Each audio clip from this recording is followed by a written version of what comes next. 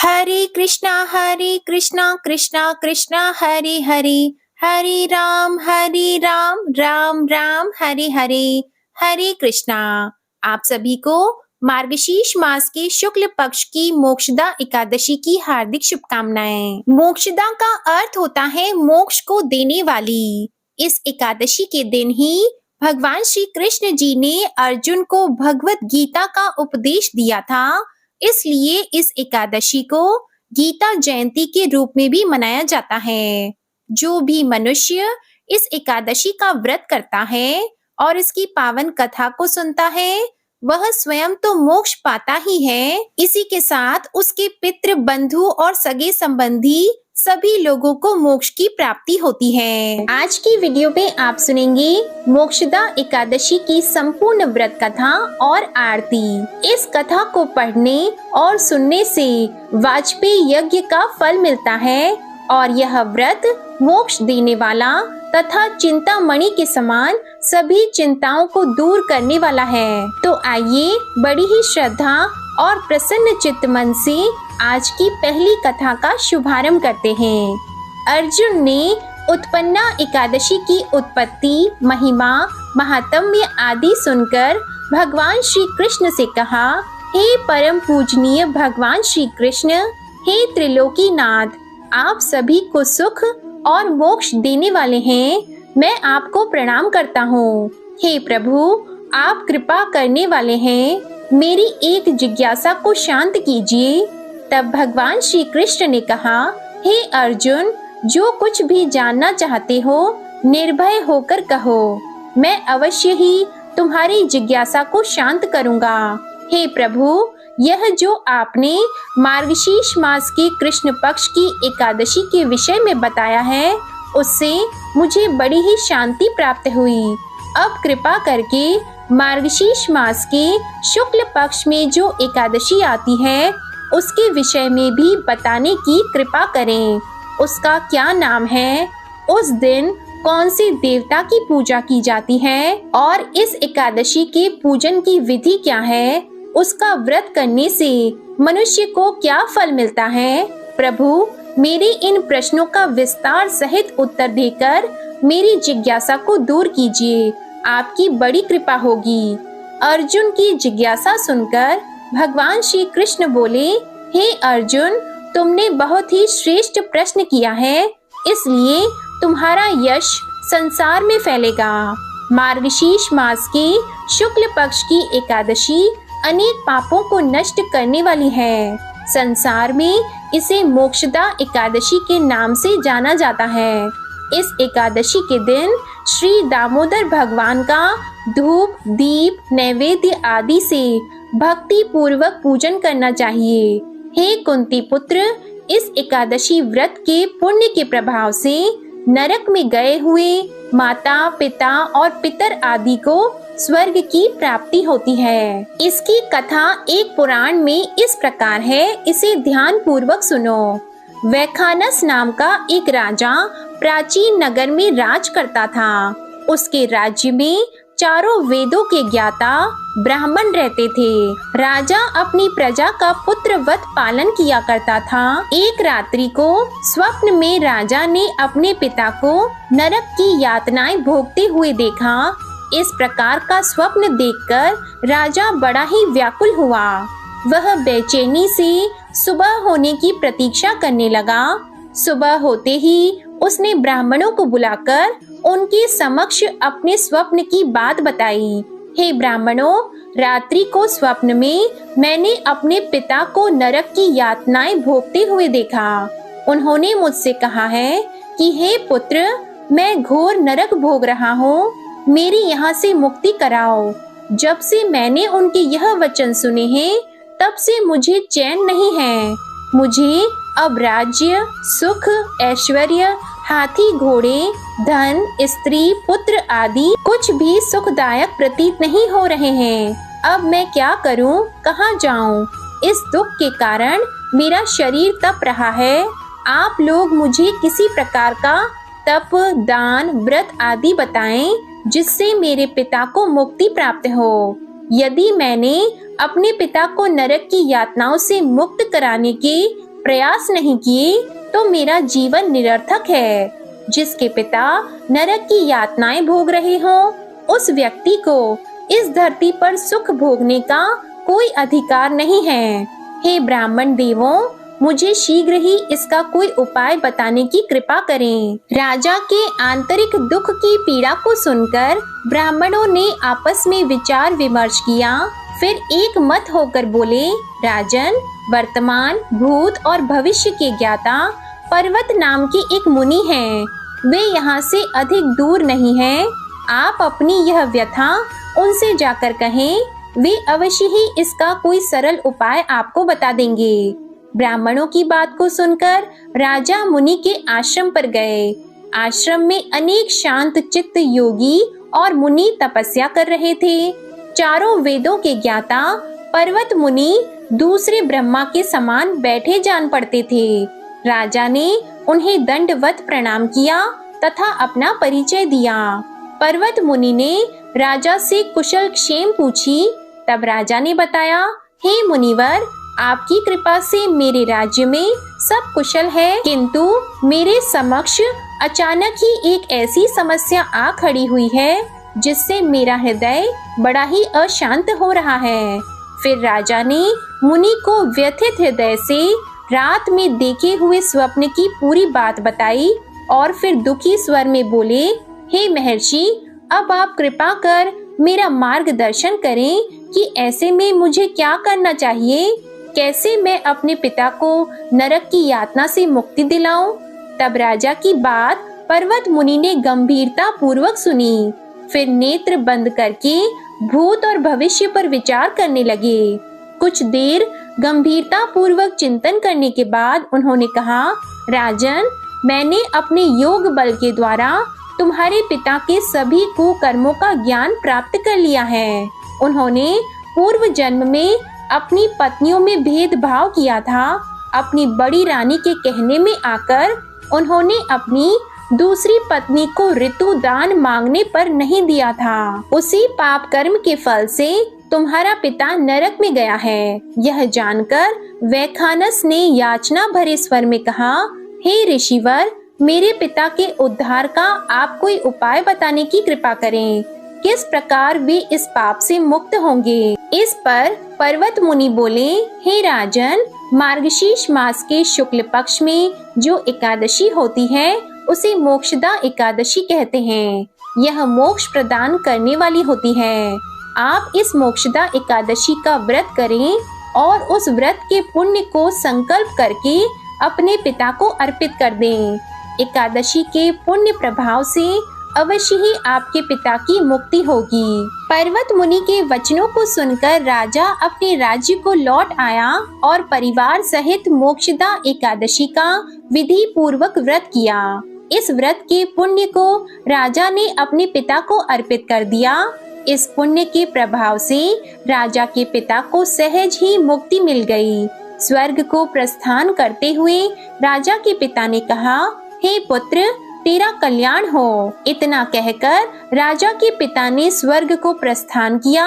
हे पांडुपुत्र, जो मनुष्य मार्गशीर्ष मास के शुक्ल पक्ष की एकादशी का उपवास करते हैं, उनके सभी पाप नष्ट हो जाते हैं और अंत में वे स्वर्ग लोक को प्राप्त करते हैं। इस उपवास से उत्तम और मोक्ष प्रदान करने वाला कोई भी दूसरा व्रत नहीं है। इस कथा को सुनने और पढ़ने से अनंत फल प्राप्त होता है। यह उपवास मोक्ष प्रदान करने वाला चिंतामणि के समान है, जिससे उपवास करने वाले की सभी मनोकामनाएं पूर्ण हो जाती हैं।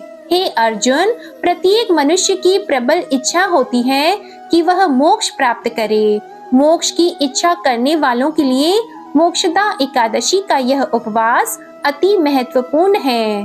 पिता के प्रति पुत्र के दायित्व का इस कथा से श्रेष्ठ दृष्टांत दूसरा कोई नहीं है। अतः भगवान श्री हरि विष्णु जी के निमित्त इस उपवास को श्रद्धा पूर्वक और निष्ठा के साथ करना चाहिए।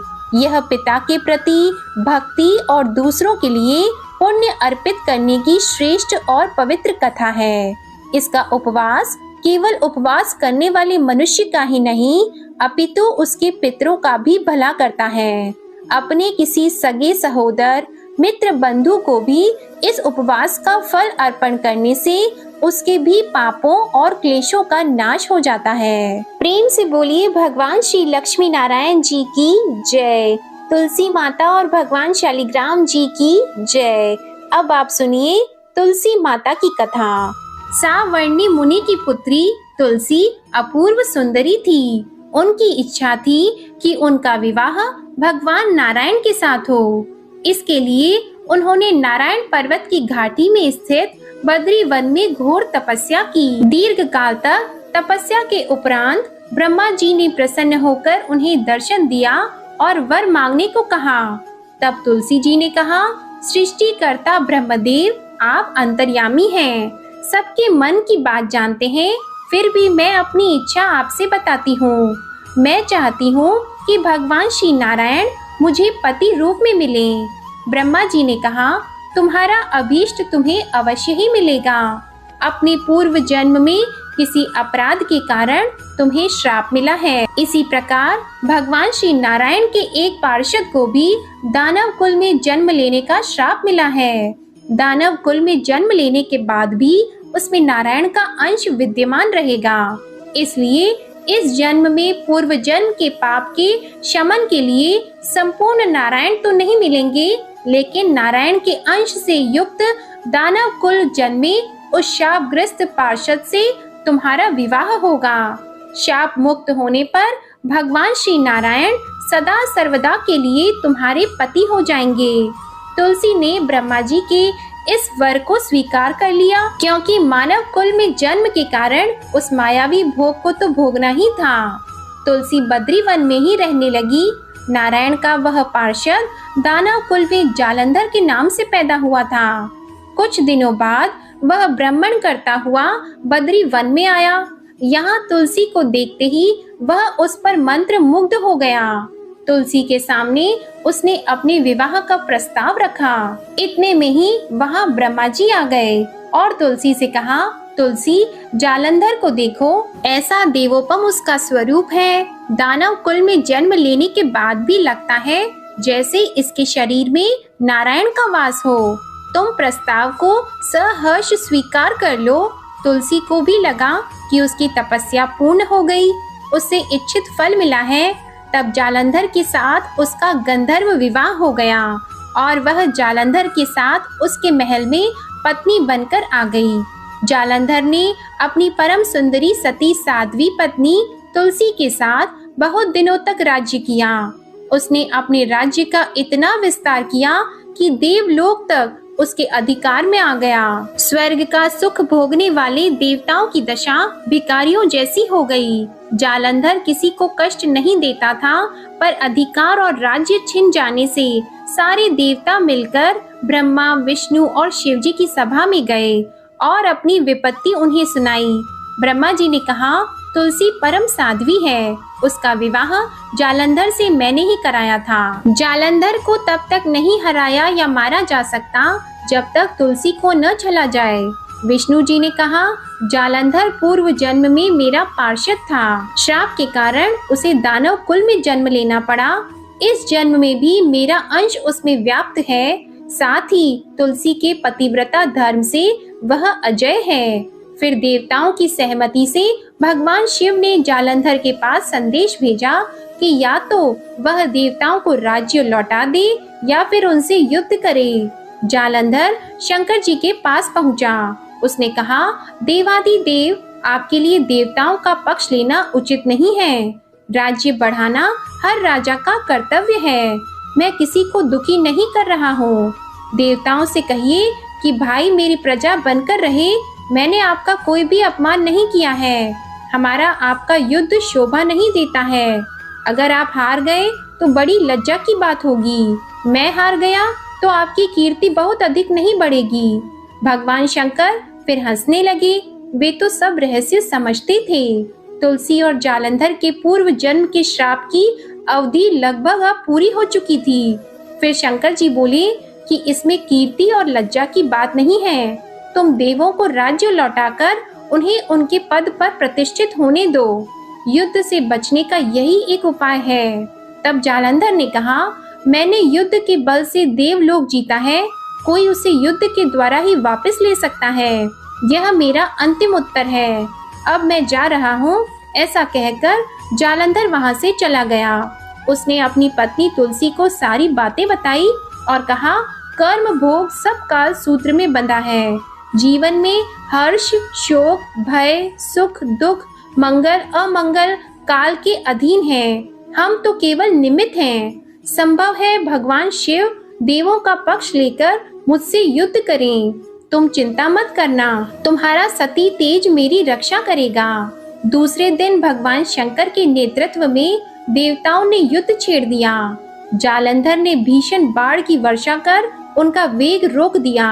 उसके प्रहार से देवता डगमगाने लगे। उसने दानवी शक्ति का प्रयोग करके मायावी युद्ध आरंभ कर दिया।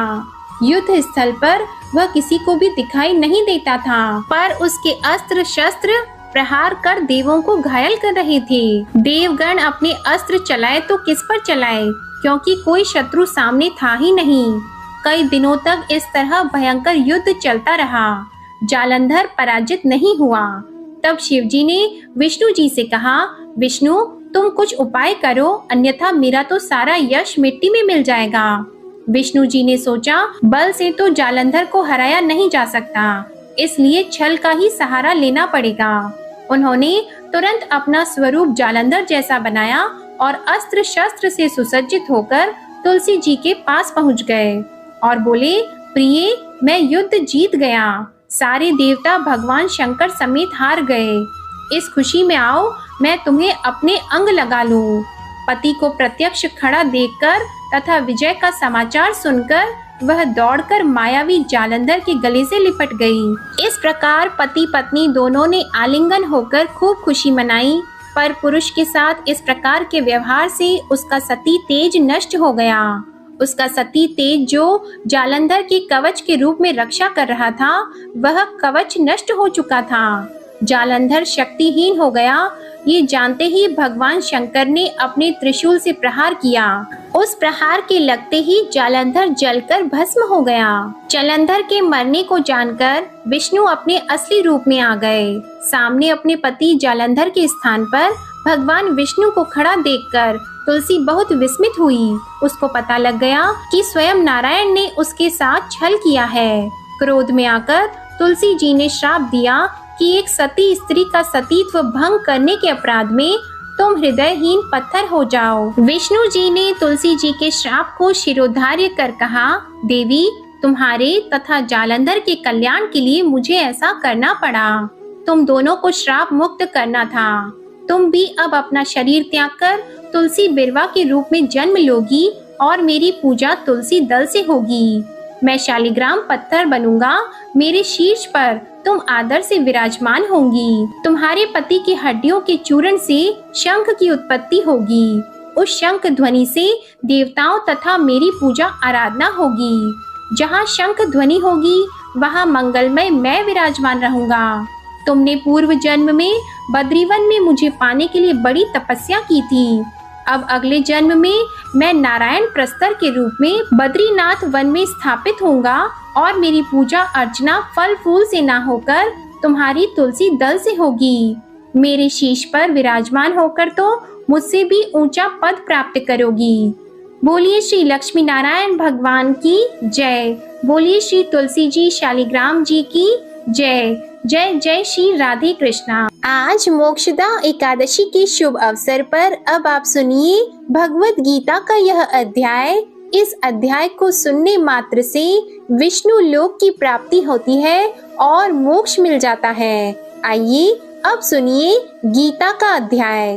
भगवान शिव कहते हैं, पार्वती अब मैं 7वें अध्याय का महात्म्य बताता हूँ, जिसे सुनकर कानों में अमृत राशि भर जाती है।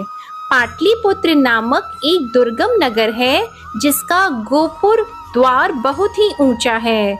उस नगर में शंखकर्ण नामक एक ब्राह्मण रहता था। उसने वैश्य वृत्ति का आश्रय लेकर बहुत धन कमाया, किंतु न तो कभी पितरों का तर्पण किया और न देवताओं का पूजन। वह धन उपार्जन में तत्पर होकर राजाओं को ही भोज दिया करता था। एक समय की बात है, उस ब्राह्मण ने अपना चौथा विवाह करने के लिए पुत्रों और बंधुओं के साथ यात्रा की। मार्ग में आधी रात के समय जब वह सो रहा था, एक सर्प ने कहीं से आकर उसकी बाह में काट लिया। उसके काटते ही ऐसी अवस्था हो गई कि मणि, मंत्र और औषधि आदि से भी उसके शरीर की रक्षा असाध्य जान पड़ी। तत्पश्चात कुछ ही क्षणों में उसके प्राण पखेरु उड़ गए। फिर बहुत समय के बाद वह प्रेत सर्प योनि में उत्पन्न हुआ। उसका चित्त धन की वासना में बंधा था। उसने पूर्व वृतांत को स्मरण करके सोचा, मैंने जो घर के बाहर करोड़ों की संख्या में अपना धन गाड़ रखा है, उससे इन पुत्रों को वंचित करके स्वयं ही उसकी रक्षा करूंगा। एक दिन सांप की योनि से पीड़ित होकर पिता ने स्वप्न में अपने पुत्रों के समक्ष आकर अपना मनोभाव बताया। तब उसके निरंकुश पुत्रों ने सवेरे उठकर बड़े विस्मय के साथ एक दूसरे से स्वप्न की बातें कहीं। उनमें से मझला पुत्र कुदाल हाथ में लिए घर से निकला और जहां उसके पिता सर्प योनि धारण करके रहते थे, उस स्थान पर गया। यद्यपि उसे धन के स्थान पर ठीक ठाक पता नहीं था, तो भी उसने चिन्हों से उसका ठीक निश्चय कर लिया और लोभ बुद्धि से वहां पहुंचकर बाम्बी को खोदना आरंभ किया। तब उस बाम्बी से बड़ा भयानक सांप प्रकट हुआ और बोला, ओ मूढ़, तू कौन है, किस लिए आया है, क्यों बिल खोद रहा है, अथवा किसने तुझे भेजा है? ये सारी बातें मेरे सामने बता। पुत्र बोला, मैं आपका पुत्र हूँ, मेरा नाम शिव है। मैं रात्रि में दिखे हुए स्वप्न से विस्मित होकर यहाँ का सुवर्ण लेने के कौतूहल से आया हूँ। पुत्र की यह वाणी सुनकर वह सांप हंसता हुआ उच्च स्वर से इस प्रकार स्पष्ट वचन बोला, यदि तू मेरा पुत्र है तो मुझे शीघ्र ही बंधन से मुक्त कर। मैं पूर्व जन्म के गाड़े हुए धन के लिए सर्प योनि में उत्पन्न हुआ हूँ। पुत्र ने पूछा, पिताजी, आपकी मुक्ति कैसे होगी, इसका उपाय मुझे बताइए, क्योंकि मैं इस रात में सब लोगों को छोड़कर आपके पास आया हूँ। पिता ने कहा, बेटा, गीता के अमृतमय सप्तम अध्याय को छोड़कर मुझे मुक्त करने में तीर्थ, दान, तप और यज्ञ भी सर्वथा समर्थ नहीं है। केवल गीता का 7वां अध्याय ही प्राणियों के जरा, मृत्यु आदि दुखों को दूर करने वाला है। पुत्र, मेरे श्राद्ध के दिन सप्तम अध्याय का पाठ करने वाले ब्राह्मण को श्रद्धा पूर्वक भोजन कराओ। इससे निसंदेह मेरी मुक्ति हो जाएगी। वत्स, अपनी शक्ति के अनुसार पूर्ण श्रद्धा के साथ वेद विद्या में प्रवीण अन्य ब्राह्मणों को भी भोजन कराना।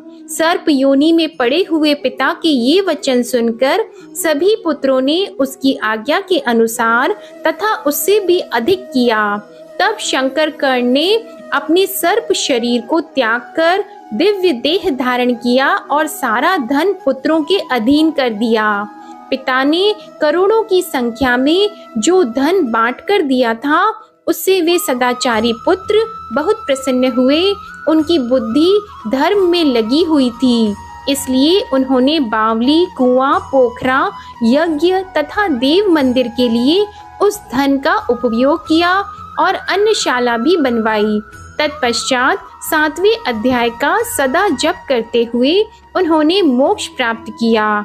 पार्वती, यह तुम्हें 7वें अध्याय का महात्म्य बताया है, जिसके श्रवण मात्र से मानव सब पातकों से मुक्त हो जाता है। अब सुनिए राधा कृष्ण भगवान की कथा। एक बार नारद मुनि ने पृथ्वी लोक पर राधा नाम की महिमा सुनी और सुना कि वह श्री कृष्ण की सबसे बड़ी भक्त है। नारद जी को लगता था कि वह श्री हरि के सबसे बड़े भक्त हैं। अपने मन की शंका का निवारण करने के लिए नारद जी श्री कृष्ण जी के पास गए।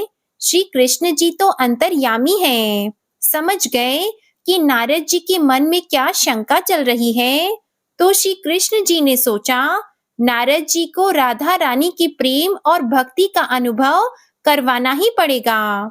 जब नारद जी श्री कृष्ण जी के पास आए तो श्री कृष्ण अपना सिर पकड़कर बैठे थे।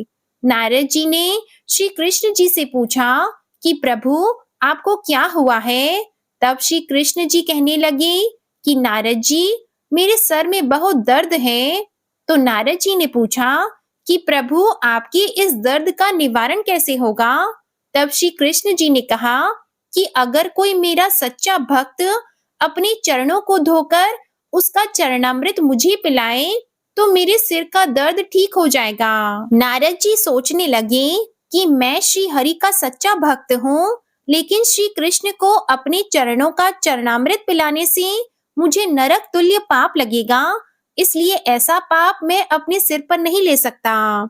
नारद जी ने रुक्मणी जी से और बाकी रानियों से इस समस्या को सुनाया, लेकिन कोई भी इस पाप को अपने सर पर लेने को तैयार ना हुआ। नारद जी को राधा रानी की याद आई कि वह भी तो श्री कृष्ण जी की सच्ची भक्त है। नारद जी ने जाकर सारा प्रसंग राधा रानी को सुनाया। राधा रानी ने उसी समय एक बर्तन में जल लेकर अपने चरणों को धोकर और जल नारद जी को दिया और कहा कि जल्दी से जाकर इसे श्री कृष्ण जी को दे दो। राधा रानी नारद जी से कहने लगी, मैं जानती हूँ कि इस बात के लिए मुझे नरक तुल्य पाप लगेगा। राधा रानी आगे नारद जी से कहती हैं, श्री कृष्ण के दर्द के निवारण के लिए मैं कोई भी पाप अपने सिर पर लेने को तैयार हूँ। नारद जी श्री कृष्ण जी के पास गए तो श्री कृष्ण मंद मंद मुस्कुरा रहे थे। अब तक नारद जी समझ गए कि राधा रानी श्री कृष्ण से निश्चल प्रेम करती है और उनकी सबसे बड़ी भक्त हैं, तथा श्री कृष्ण ने यह सारी लीला मुझे यह एहसास कराने के लिए रची है। बोलिए श्री राधा कृष्ण भगवान की जय। एक बार भगवान श्री हरि विष्णु माता लक्ष्मी जी के साथ हरिद्वार में घूम रहे थे। माता लक्ष्मी ने देखा कि सारे मनुष्य गंगा में नहा नहा कर हर हर गंगे कहते जा रहे हैं, परंतु सभी लोग दुखी और परेशान हैं। तब माता लक्ष्मी ने बहुत ही आश्चर्य से भगवान विष्णु से पूछा, स्वामी, गंगा में इतनी बार स्नान करने पर भी इनके पाप और दुखों का नाश क्यों नहीं हुआ? क्या गंगा में अब सत्यता नहीं रही? भगवान विष्णु बोले, गंगा में तो वही सामर्थ्य है, परंतु इन लोगों ने पाप नाशिनी गंगा में स्नान ही नहीं किया, फिर इन्हें लाभ कैसे मिलेगा? माता लक्ष्मी जी ने आश्चर्य से कहा कि स्नान कैसे नहीं किया? सभी तो हमारे सामने ही नहा नहा कर जा रहे हैं, अभी तक तो इनके शरीर भी नहीं सूखे हैं। भगवान विष्णु ने कहा, यह लोग तो केवल जल में डुबकी लगाकर ही आ रहे हैं, तुम्हें मैं कल इसका रहस्य समझाऊंगा। दूसरे दिन बहुत ही जोर से बारिश होने लगी, सारी गलियां कीचड़ से भर गई। एक चौड़े रास्ते में एक बड़ा सा गड्ढा था, चारों ओर कीचड़ भरी हुई थी और भगवान विष्णु ने लीला रची। वे स्वयं एक बूढ़े आदमी का रूप धारण करके उस गड्ढे में जा गिरे। लक्ष्मी जी को उन्होंने समझाकर पास में बैठा दिया कि देखो, तुम लोगों को सुना सुनाकर यूं पुकारती रहो कि मेरे बूढ़े पति अचानक गड्ढे में गिर पड़े हैं, कोई पुण्य आत्मा इनको बाहर निकालकर इनके प्राण बचाओ और हम असहाय दंपति की सहायता करें। और भगवान विष्णु ने यह भी समझा दिया कि जब कोई व्यक्ति गड्ढे में से मुझे बाहर निकालने को तैयार हो, तब इतना और कह देना कि मेरे पति सर्वथा निष्पाप हैं। इन्हें वही व्यक्ति छुए जो खुद भी निष्पाप हो। यदि आप निष्पाप हैं तो उनको हाथ लगाएं, नहीं तो उनके हाथ लगाते ही आप स्वयं भस्म हो जाएंगे। लक्ष्मी जी तथास्तु कहकर गड्ढे के किनारे बैठ गई और आने जाने वालों को सुना सुनाकर भगवान विष्णु की सिखाई हुई बात कहने लगी। गंगा में नहा नहाकर लोगों के झुंड आ रहे थे और सुंदर युवती को यूं बैठी देखकर कुछ लोगों के मन में पाप आया और कुछ लोगों को धर्म का भय हुआ और कुछ लोग कानून से डरे और कुछ लोगों ने तो लक्ष्मी जी को यह भी कह दिया कि मरने दो इस बुढ़े को, क्यों इसके लिए रोती हो? और कुछ दयालु और चरित्रवान पुरुषों ने उस युवती के पति को बाहर निकालना चाहा, परंतु लक्ष्मी जी के वचन सुनकर वे भी रुक गए उन्होंने सोचा कि हम गंगा में नहाकर आए हैं तो क्या हुआ, पापी तो हैं ही, कहीं हम सहायता करते समय भस्म ना हो जाएं। उनके पास कई व्यक्ति आए, परंतु किसी को साहस नहीं हुआ। सैकड़ों आए और सैकड़ों ने पूछा और चले गए। संध्या का समय हो चला था। तब भगवान विष्णु ने माता लक्ष्मी से कहा, देखा, आया कोई सच्चे मन से गंगा में नहाने वाला। तब थोड़ी देर बाद एक नवयुवक हाथ में एक लोटा लिए हुए हर हर गंगे कहता हुआ आया। लक्ष्मी जी ने उसे भी वही बात कही। उस युवक का हृदय करुणा से भर आया और उसने भगवान विष्णु को बाहर निकालने की तैयारी की। लक्ष्मी जी ने उसे रोककर कहा कि भाई, यदि तुम सर्वथा निष्पाप नहीं हो तो मेरे पति को छूते ही तुम भस्म हो जाओगे। उसने उस समय बिना किसी संकोच किए लक्ष्मी जी से कहा, माता, मेरे निष्पाप होने से तुम्हें संदेह क्यों हो रहा है? देखती नहीं, मैं अभी गंगा नहाकर आया हूँ। भला गंगा में नहाने के बाद भी क्या पाप रहते हैं? मैं अभी तुम्हारे पति को बाहर निकालता हूँ। युवक ने लपक कर उस बूढ़े आदमी को ऊपर उठा लिया। भगवान विष्णु और माता लक्ष्मी ने उसे अधिकारी समझकर अपने असली रूप में प्रकट होकर दर्शन देकर निहाल कर दिया। भगवान विष्णु ने माता लक्ष्मी से कहा कि इतने सारे लोगों में से केवल इस एक आदमी ने ही गंगा में स्नान किया है। इस दृष्टांत के अनुसार जो लोग बिना श्रद्धा और विश्वास के केवल दंभ के लिए गंगा स्नान करते हैं, उन्हें वास्तविक फल प्राप्त नहीं होता। परंतु इसका यह मतलब नहीं कि गंगा स्नान व्यर्थ हो जाता है। गंगा का स्नान बहुत ही पुण्य है। गंगा आज भी उतनी ही सामर्थ्यवान है। बोलिए लक्ष्मी नारायण भगवान की जय। अब सुनिए विष्णु भगवान की आरती। जय जगदीश हरि स्वामी, जय जगदीश हरि। भक्त जनों के संकट क्षण में दूर करे। ओम जय जगदीश हरि। जो ध्यावे फल पावे, दुख बिन से मन का। सुख संपत्ति घर आवे, कष्ट मिटे तन का। ओम जय जगदीश हरे। मात पिता तुम मेरी, शरण गहूँ किसकी। तुम बिन और न दूजा, आस करूं जिसकी। ओम जय जगदीश हरे। तुम पूर्ण परमात्मा, तुम अंतर्यामी। पार ब्रह्म परमेश्वर, तुम सबके स्वामी। ओम जय जगदीश हरे। तुम करुणा के सागर, तुम पालन करता। मैं मूर्ख खल कामी, कृपा करो भरता।